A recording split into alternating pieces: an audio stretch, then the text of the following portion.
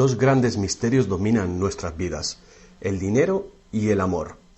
¿Qué es el amor? Es una cuestión que ha sido largamente explorada en libros, en canciones, en películas y en televisión. Pero no se puede decir lo mismo sobre la cuestión de qué es el dinero. No es de extrañar que las teorías monetarias no hayan generado ninguna película taquillera, pero que ni siquiera se haya mencionado en las escuelas es algo que debe ser analizado con detenimiento. Para muchos de nosotros, saber de dónde procede el dinero puede ayudar a afrontar el mito de la creación del dinero y la emisión del papel moneda. Lo que mucha gente cree es que el dinero lo crea el gobierno. Es cierto, pero solo hasta cierto punto. Estos metales y papeles que generalmente asociamos al dinero son, en realidad, creados por una agencia ligada al gobierno federal, llamada la Casa de la Moneda. Pero la mayor parte del dinero no es creado por ella, sino que lo crean en grandes cantidades cada día corporaciones privadas conocidas como bancos. Muchos creen que el dinero que prestan los bancos es el que han dejado en depósito sus clientes. Esto es lo que se cree, pero no es la verdad. En realidad, los bancos crean el dinero que prestan no de sus ganancias ni de los depósitos, sino directamente de la promesa de los prestatarios de devolverlo. La obligación del prestatario en un papel de préstamo incluye que debe pagar lo prestado más un interés. De lo contrario, perderá la casa, el coche o lo que sea. Es un gran compromiso por parte del prestatario. ¿Cuál es el compromiso por su parte del banco? El banco solo inventa dinero que no posee y lo escribe en la cuenta del prestatario. ¿Suena raro? Pero así es. Para demostrar cómo este milagro de la banca moderna llegó a existir, atiende a esta sencilla historia.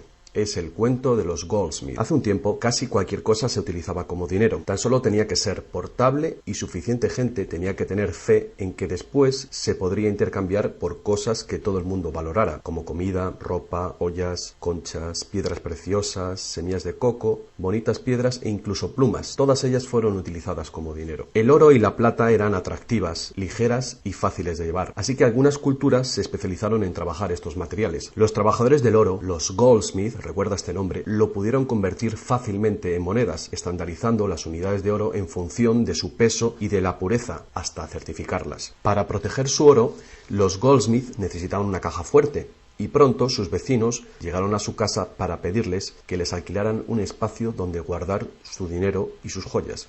Al poco, los Goldsmith acabaron alquilando cada estantería de su caja fuerte y cada pequeña cantidad de dinero depositada se convirtió en dinero en sus manos.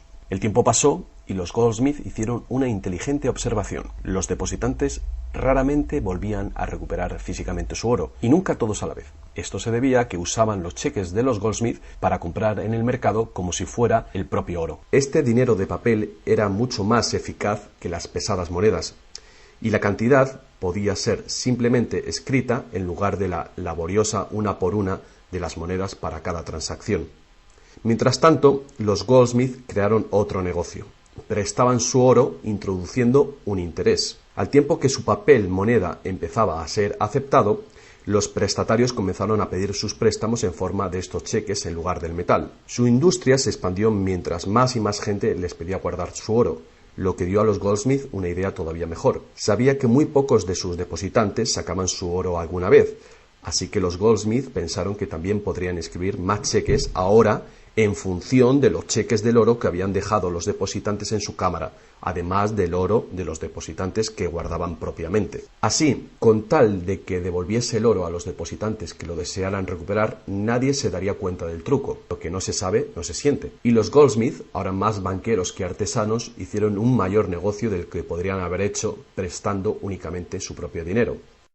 Durante años se hicieron un beneficio secreto fabuloso, con los intereses de los depósitos de todos sus vecinos. Pero ahora que se había hecho una prominente figura en el pueblo, se levantaron sospechas de que estaba gastando el dinero de sus depositantes y amenazaron con sacar todo su oro si Goldsmith no explicaba su repentina riqueza. Al contrario de lo que se podría pensar, esto no afectó a su fortuna. A pesar de la duplicidad patente de su truco, su idea funcionó porque los depositantes no perdieron nada de su oro. Estaba seguro en la cámara de Goldsmith. En vez de sacar su oro, los depositantes acordaron que Goldsmith, ahora convertido en su banquero, debía compartir la fortuna que habían contribuido a crear, otorgándoles un interés por su oro. Esto fue el comienzo de la banca. El banquero pagaba un pequeño interés por el depósito del dinero de otra gente que después prestaba a un interés mayor. La diferencia cubría los costes de operación del banquero y su beneficio. La lógica del sistema parecía sencilla y cubría la necesidad de las personas de crédito. Pero esta no es la manera en la que trabaja la banca hoy en día.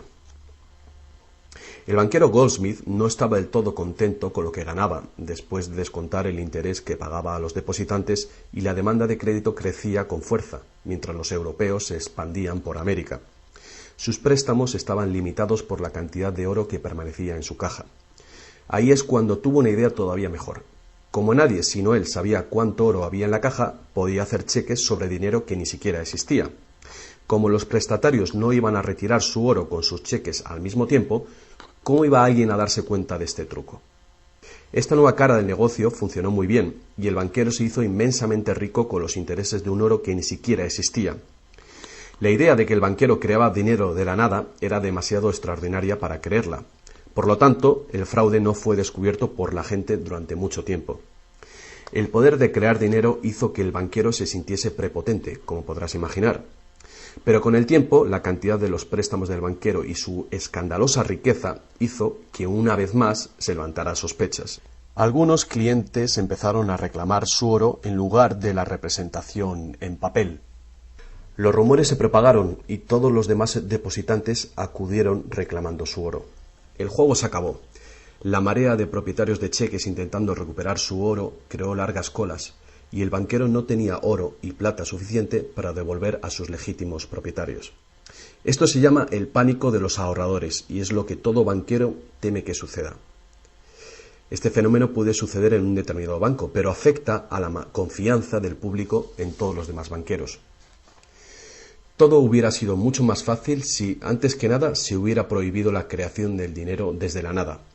Pero las grandes cantidades de crédito eran esenciales para la expansión de los países europeos. Así que, en lugar de prohibir esta práctica, fue legalizada y regulada. Así que los banqueros acordaron poner límites a la cantidad de dinero fraccionado que pudieran hacer. El límite sería mucho mayor que el verdadero valor del oro y plata depositados. Lo normal era $9 artificiales por $1 en oro, es decir, real. Estas disposiciones fueron controladas mediante inspecciones por sorpresa. También se acordó que, en caso de un crack financiero, los bancos centrales apoyarían a los locales con inyecciones de dinero en oro. Solo si cracks en diferentes bancos al mismo tiempo se produjeran y la burbuja de créditos del Banco Central explotara, el sistema podría hacerse añicos y destruirse.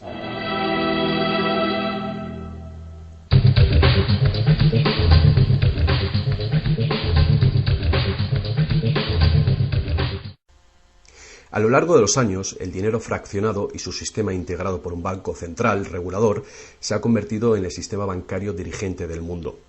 Al mismo tiempo, el sistema fraccional del oro apoyando al dinero como deuda ha desaparecido. La naturaleza básica del dinero ha cambiado. En el pasado, el billete de dólar era un recibo que te permitía cambiarlo por una cantidad de oro o plata determinadas. Ahora, un billete o dólar digital solo puede ser cambiado por otro billete o dólar digital.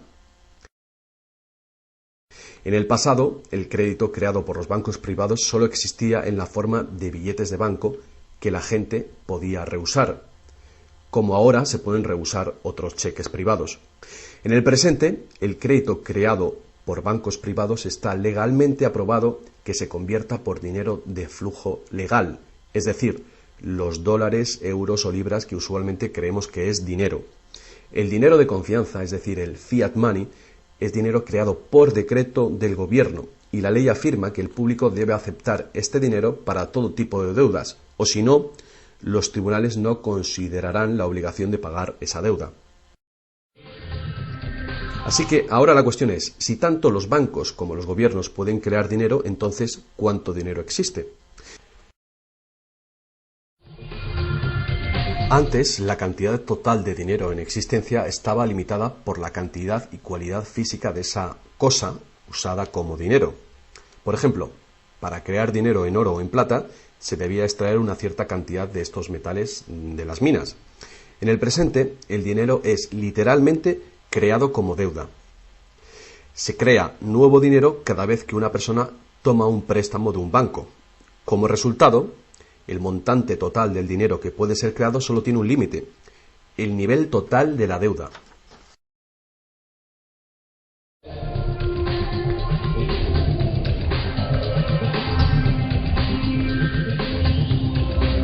Los gobiernos ponen una disposición adicional para limitar la creación de dinero, imponiendo reglas conocidas como requerimientos fraccionales de la reserva.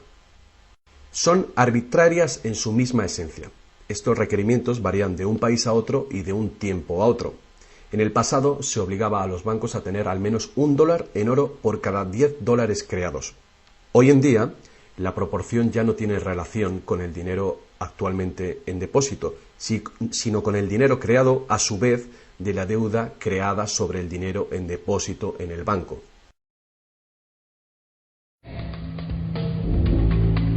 Actualmente, las reservas de un banco consisten de dos cosas: la cantidad del dinero del Estado o equivalente más la cantidad existente de dinero deuda que el banco tiene en depósito.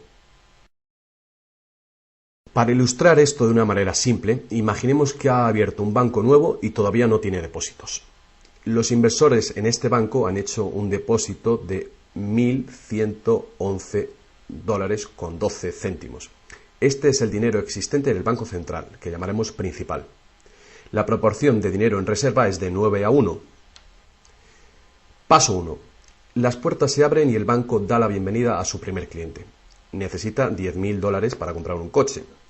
Con la proporción de 9:1, el nuevo banco necesita que el Banco Central le permita crear 9 veces esa cantidad, o $10.000, desde la base de la deuda contraída por la solicitud de préstamo del cliente. Esos $10.000 no se sacan de ningún lado. Es nuevo dinero simplemente tecleado en un ordenador como crédito del banco en la cuenta del cliente. El cliente tiene que firmar ese crédito para conseguir el dinero para comprarse el coche. Paso 2. El vendedor entonces deposita estos 10.000 nuevos dólares creados en el banco. Al contrario que el dinero creado por el gobierno, depositado en el Banco Central, este nuevo dinero creado por el crédito no puede ser multiplicado por la proporción de la reserva. En lugar de ello, es dividido por el ratio de la reserva, en una proporción de 9:1. Un nuevo préstamo de $9.000 puede ser creado sobre la base del depósito de $10.000.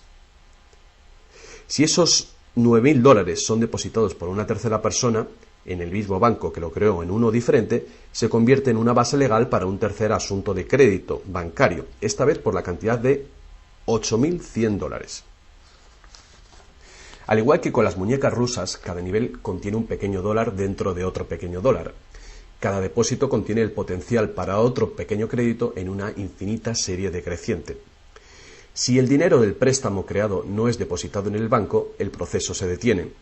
Esta es la parte impredecible del mecanismo de creación de dinero basado en la deuda.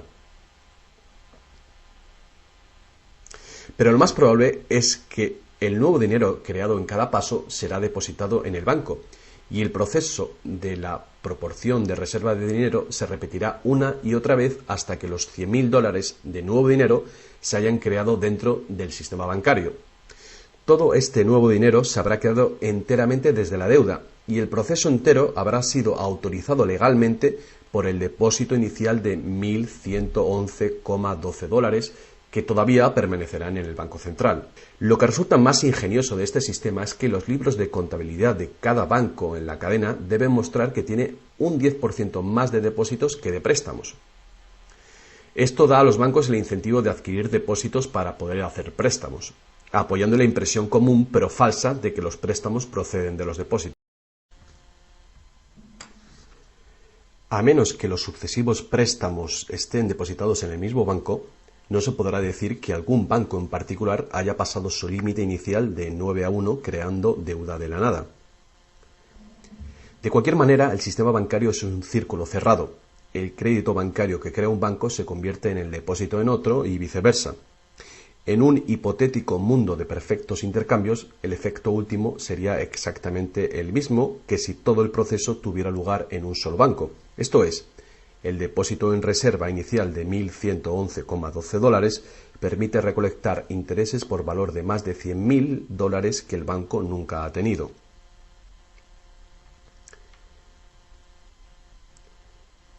Si esto te resulta extraño, atiende esto. En tiempos recientes, como resultado de la presión de los lobbies bancarios, los requerimientos para hacer un depósito de reserva en el Banco Central prácticamente han desaparecido en la mayoría de los países. Y las proporciones de reserva pueden ser más altas que 9-1. Para algunas cuentas, 20-1 y para otras, 30-1 son comunes. E incluso más recientemente, usando tarifas para los préstamos y así aumentar los ratios de requerimiento de reservas de los clientes, los bancos ahora han encontrado una manera de eludir las limitaciones de los requerimientos de la reserva fraccionaria por completo. Así que cuando las reglas son complejas, el sentido común real es bastante simple. Los bancos pueden crear tanto dinero como nosotros podemos pedir prestado.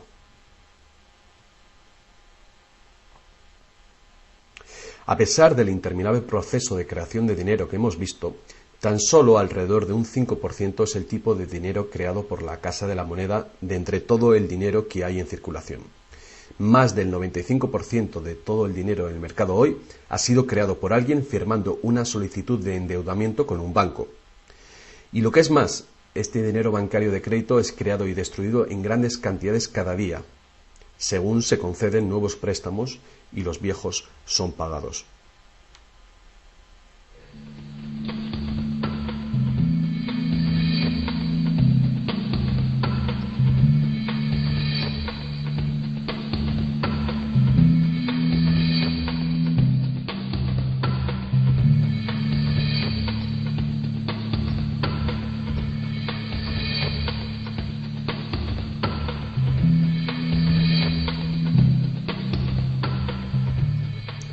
Los bancos solo pueden ejecutar este sistema del dinero con la participación activa del gobierno. Primero, porque los gobiernos emiten leyes de divisas para hacer legal la moneda de confianza nacional, el fiat money. Segundo, porque los gobiernos permiten créditos privados para que sean pagados en esta moneda de curso legal. Y tercero, porque los tribunales estatales dan vigor a las deudas. Por último, los gobiernos aprueban regulaciones para proteger el funcionamiento del sistema monetario y su credibilidad ante el público sin hacer nada para contar a la ciudadanía de dónde procede el dinero. La verdad desnuda es que cuando firmamos la solicitud de una hipoteca o de un préstamo, nuestra firma promete un pago avalado por los bienes que daremos si no conseguimos pagarlo. Y estas son las únicas cosas de verdadero valor envueltas en la transacción. Cualquiera que crea que cumpliremos con la obligación la puede considerar como un bien o valor intercambiable o vendible. Es una deuda y por lo tanto una forma de dinero.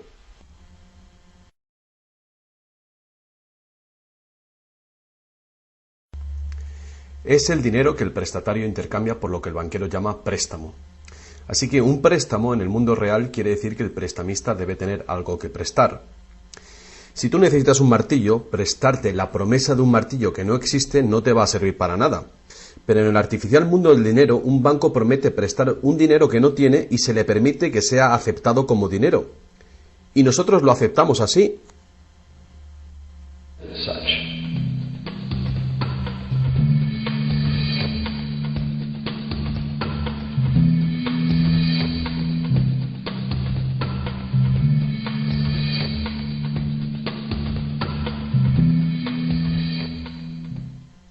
Una vez que el prestatario firma la solicitud de préstamo, el banco lo consigna como una transacción en su ordenador, con unas cuantas claves, escribiendo una deuda del prestatario con el banco. Desde el punto de vista del cliente, se convierte en un préstamo de dinero en su cuenta, porque el gobierno permite que esta deuda del banco con el cliente se convierta en dinero gubernamental de confianza, el fiat money, que todo el mundo tiene que aceptar como dinero. Otra vez, la verdad básica es muy sencilla. Sin el documento que el prestatario firma, el banquero no tendría nada que prestar. ¿Alguna vez te has preguntado cómo todas las instituciones, el gobierno, las corporaciones, los pequeños negocios, las familias, pueden estar todos en deuda al mismo tiempo y por esas cantidades tan astronómicas? ¿Alguna vez te has preguntado cómo puede haber tanto dinero al mismo tiempo para prestar? Bien, ahora ya lo sabes. No lo hay. Los bancos no prestan dinero, simplemente lo crean de las deudas, y esa deuda es potencialmente ilimitada, tanto como la emisión de moneda. Y la situación opuesta también es verdadera. ¿No es asombroso que a pesar de la increíble riqueza de recursos, de innovaciones y productividad que nos rodean, casi todos, desde los gobiernos hasta las compañías y los individuos, estén en graves deudas con los banqueros? Si la gente se parara a pensar cómo esto puede suceder, ¿cómo puede ser que la gente que produce la verdadera riqueza en el mundo estén en deuda con aquellos que únicamente prestan el dinero que representa la riqueza? Todavía más alucinante es que una vez que te das cuenta de que el dinero en realidad es deuda, nos damos cuenta de que si no hubiera deuda, no habría dinero.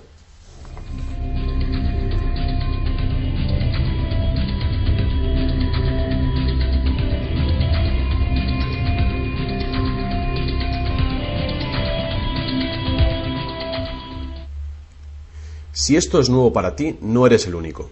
Mucha gente piensa que si todas las deudas se pagaran, el estado de la economía mejoraría. Es cierto a un nivel individual.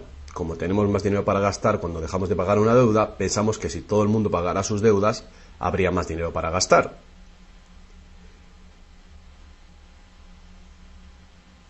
Pero la verdad es justamente la contraria. No habría dinero de ningún tipo. Así es.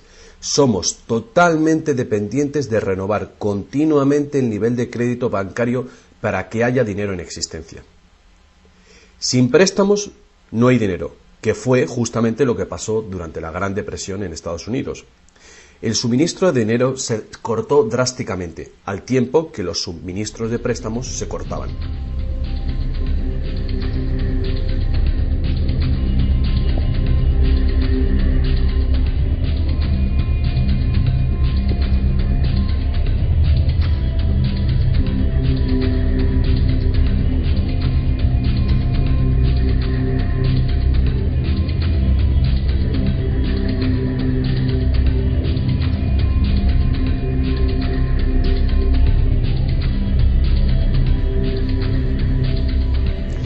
Pero eso no es todo. Los bancos solo crean la cantidad del dinero principal. No crean el dinero con el que pagar los intereses. ¿De dónde se supone que viene todo este dinero? El único lugar del cual los prestatarios pueden obtener el dinero para pagar los intereses es del total del dinero que hay en circulación. Pero resulta que casi todo ese dinero general ha sido creado de la misma manera. Es decir, como crédito bancario que tiene que ser pagado con más dinero de aquel con el que fue creado. Así que por todas partes hay prestatarios en la misma situación, intentando obtener el dinero para pagar tanto el dinero principal como el interés. Desde un fondo original, la piscina, que solo tiene dinero principal, es claramente imposible para cada uno pagar el dinero principal más los intereses, porque el dinero del interés no existe. Esto se puede expresar con una simple ecuación matemática. El gran problema aquí es que en caso de préstamos de largo plazo como hipotecas y deuda pública, el interés total excede mucho al dinero principal. Así que, a menos que un montón de nuevo dinero sea creado para pagar los intereses, es decir, un gran número de nuevas hipotecas, no podrá funcionar la economía.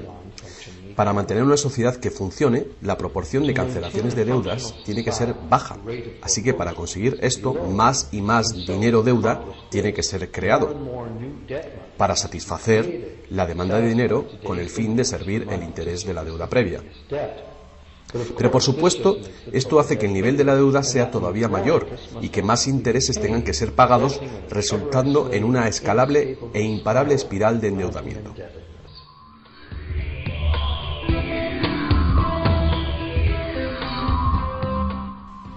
Tan solo el lapso de tiempo entre el dinero creado procedente de los nuevos préstamos y su devolución evita la bancarrota del sistema entero. De cualquier manera, el increíble monstruo del crédito que se hace más y más grande necesita que se cree más y más dinero de deuda para alimentar el sistema y cada vez se hace más urgente. ¿Por qué los intereses son tan bajos? ¿Pueden los intereses bajar más? ¿Por qué nos ofrecen insistentemente tarjetas de crédito en el correo? ¿Por qué el gobierno americano gasta más rápido que nunca? ¿Es posible que el sistema colapse por completo y con él el sistema monetario? Las personas racionales deben preguntarse, ¿se puede sostener esto indefinidamente? ¿No es inevitable el colapso?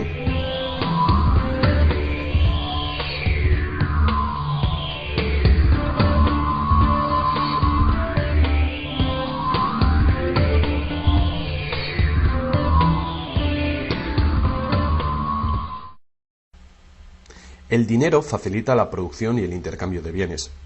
Cuando el suministro de dinero se incrementa, el dinero se convierte progresivamente en menos valioso, a menos que el volumen de intercambios y de suministro de dinero crezcan en la misma proporción.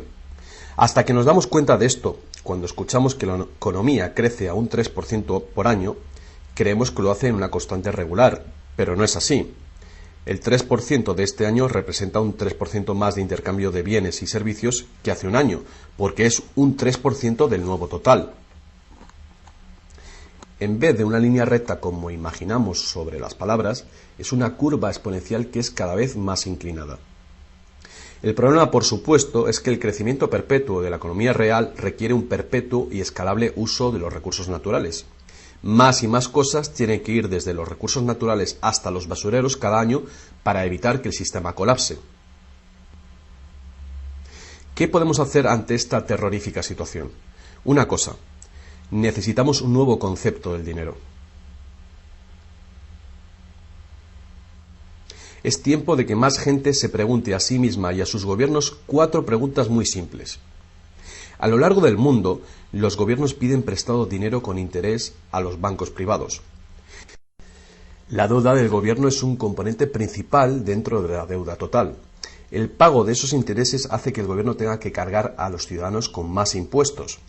Ahora que sabemos que los bancos simplemente crean el dinero que prestan y que los gobiernos les han dado el permiso para hacerlo, la primera pregunta es ¿por qué los gobiernos eligen pedir prestado a los bancos privados con interés cuando los propios gobiernos podían crear el dinero que necesitan sin ningún interés ellos mismos?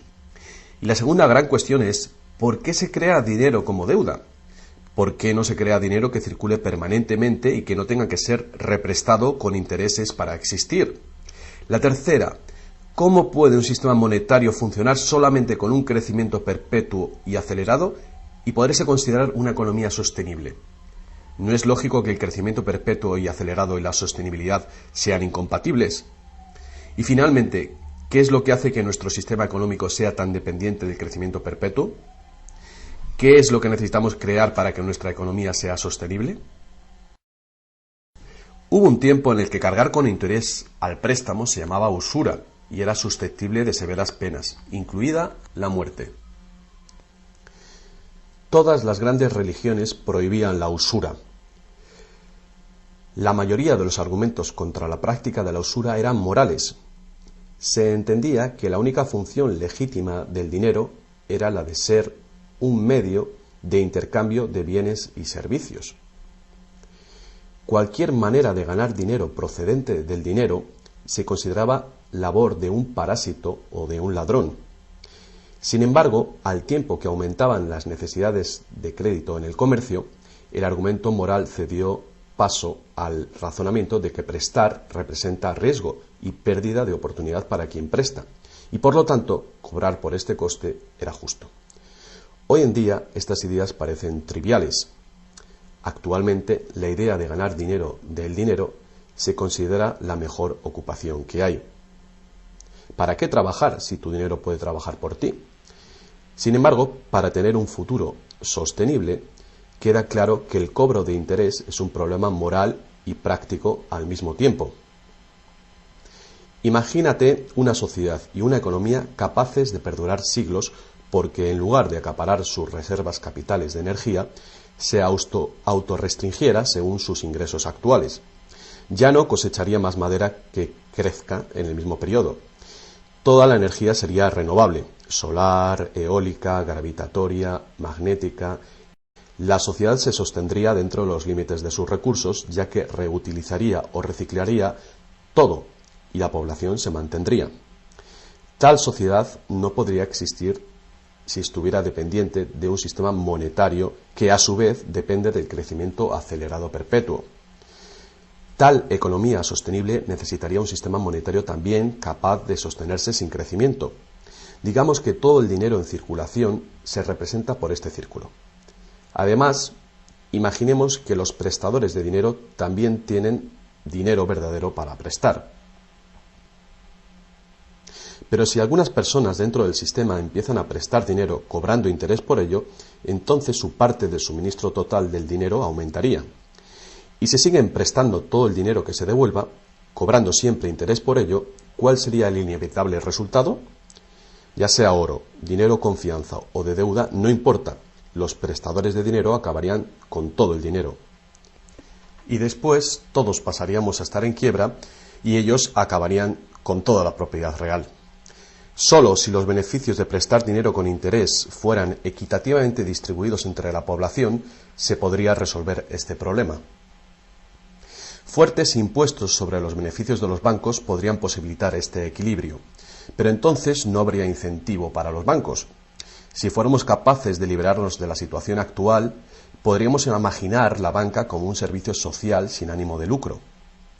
Diseminando sus beneficios a la sociedad como un dividendo universal de los ciudadanos, prestando sin cobrar interés alguno.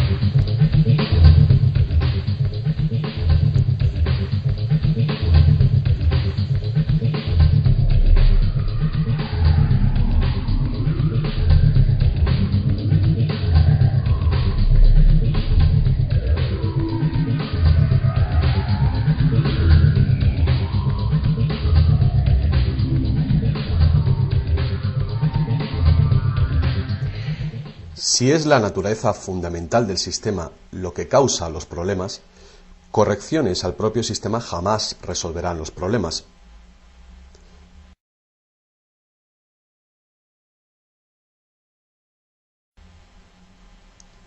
El sistema en sí debe ser reemplazado. Muchos críticos del sistema monetario hacen llamamientos a la vuelta al estándar del oro, insistiendo que el oro tiene una larga historia de confianza. Pero ignoran las muchas trampas que se puede hacer con el oro: limar las monedas, alterar el metal, monopolizar el mercado, todas prácticas habituales en la antigua Roma que contribuyeron a su caída. Algunos defienden la plata por ser más abundante que el oro y así más difícil de monopolizar. Muchos dudan de la idea de volver al uso de los metales preciosos en absoluto. Nadie quiere volver a llevar bultos de monedas para ir de compras. Es cierto que el dinero de papel, el plástico, el digital o más probablemente dinero de identidad biométrica tendría el mismo potencial de crear dinero de crédito sin límite, igual que tenemos ahora. Yendo más allá, si el oro fuera nuevamente la única base legal para el dinero, los que no tengamos oro nos quedaríamos sin dinero. Otros críticos del sistema monetario insisten en que la codicia y la deshonestidad son los principales problemas, y que pueda haber un sistema más equitativo que volver al estándar de plata o de oro. Muchos grandes pensadores han sugerido maneras alternativas para crear dinero. Muchos sistemas de intercambio crean dinero como deuda, de la misma manera que hacen los bancos, pero se hace transparentemente y sin cobro de interés. Por ejemplo, un sistema de trueque expresa la deuda como horas de trabajo, considerando el valor de todo trabajo igual y a la par con el dólar, y así permite que la hora de trabajo sea igualada con el precio del dólar de los bienes y servicios. Este tipo de sistema puede organizarlo cualquier persona capaz de gestionar la contabilidad. La preparación ahora de sistemas de trueque a nivel municipal sería prudente en previsión del inminente colapso del sistema actual.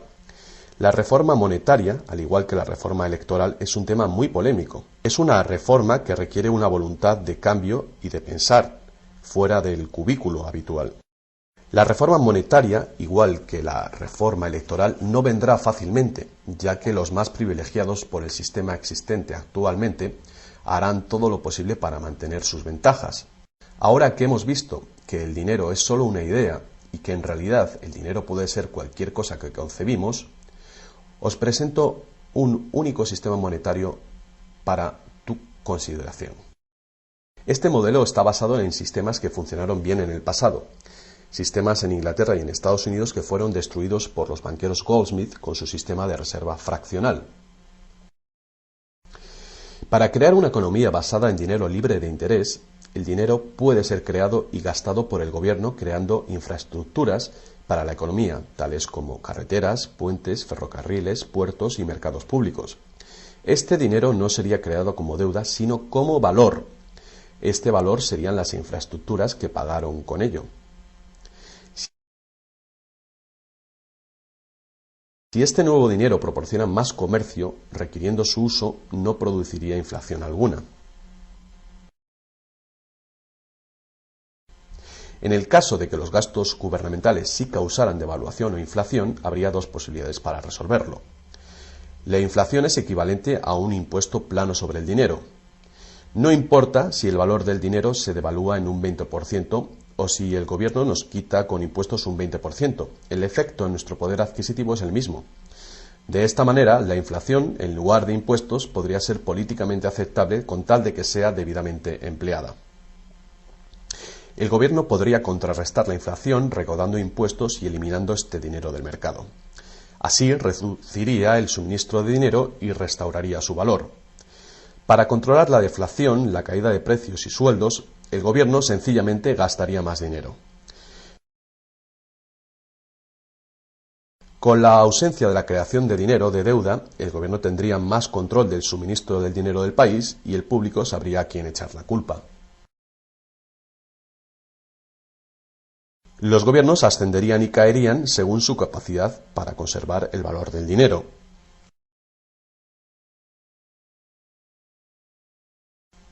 El gobierno dependería de los impuestos como ahora, pero los impuestos llegarían mucho más lejos, ya que ninguna parte de ellos se gastaría en pagar intereses a los banqueros.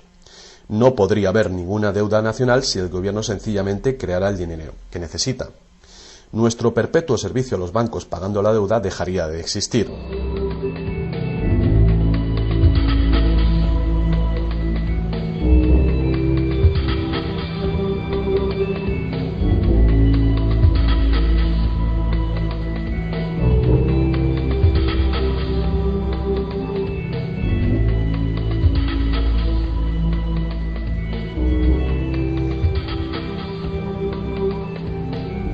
Lo que no nos han enseñado es que democracia y libertad son, de hecho, una forma ingeniosa de dictadura económica. Mientras toda nuestra sociedad dependa de un suministro de crédito bancario para sus necesidades monetarias, los banqueros serán quienes deciden quién tendrá el dinero que se necesita y quién no. And who doesn't.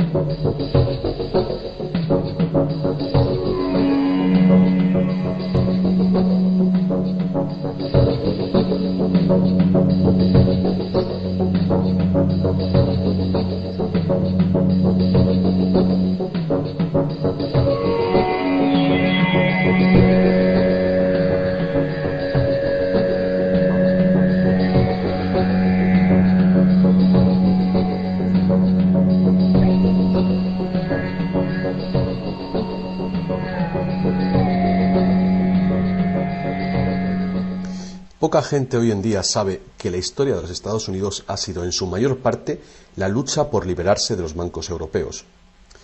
Esta lucha llegó a su fin en el año 1913, cuando el presidente Wilson ratificó el Acta de la Reserva Federal, permitiendo así al cártel de banqueros internacionales controlar el dinero de Estados Unidos.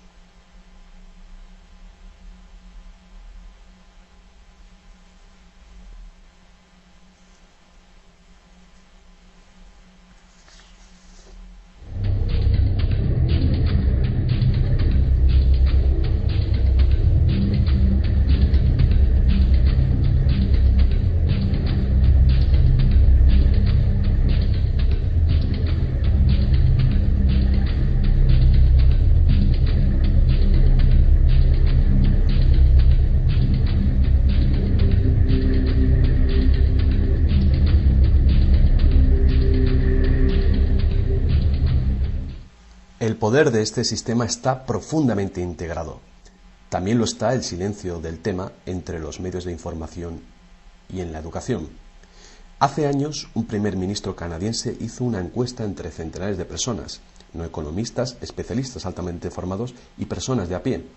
La encuesta reveló que ni un solo encuestado tenía un conocimiento preciso de cómo se crea el dinero.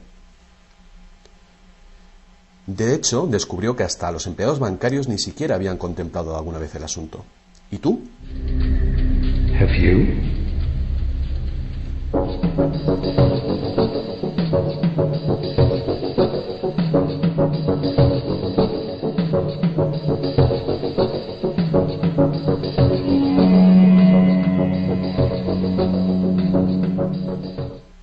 El sistema moderno de dinero como deuda nació hace más de 300 años, cuando un decreto real otorgó al primer Banco de Inglaterra el poder de emitir recibos de oro fraccionales con un modesto porcentaje de 2:1.